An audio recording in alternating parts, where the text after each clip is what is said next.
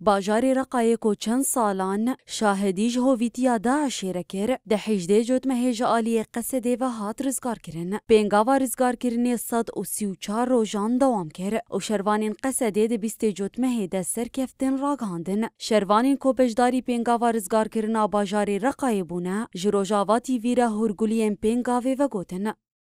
الداخل كان مو سهل انك تفوت. زحمتیان رزگارکردنا باجار گەلک بوون لێ قەسەدێ و هەفگرتنا پێکهاتەیان کارین وان زەحمەتیان دەرباس بکن. دوێ دەمێدا گەلک سڤیل بوونە قوربانی چەتەیەن داعشێ سوجێ هەری خراپێک ئانین. نەهاژی ئەم ڕاستی ئێریشên dermirovî ji aliyê dagirkeriya dewleta Tirk vetên. Em bang li xelkên Reqayê û tevahiya pêkhateyên Bakur û Rojhilatê Sûriyayê dikin ku li hemberî dijmin asta têkoşînê bilind bikin. الصمود والوقوف وقفة رجل واحد. Şervanan destnîşan kirin ku bajarê sembola tarîtiyê bû, niha bûye sembola demokrasiyê.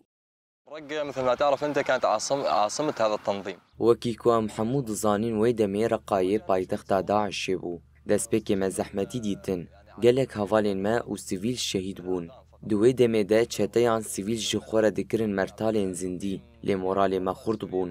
Em hemû hevgirtî bûn û bi saya vê hevgirtinê em bi ser ketin. Bajarê ku sembola tarîtiyê bû, niha bûye sembola demokrasiyê.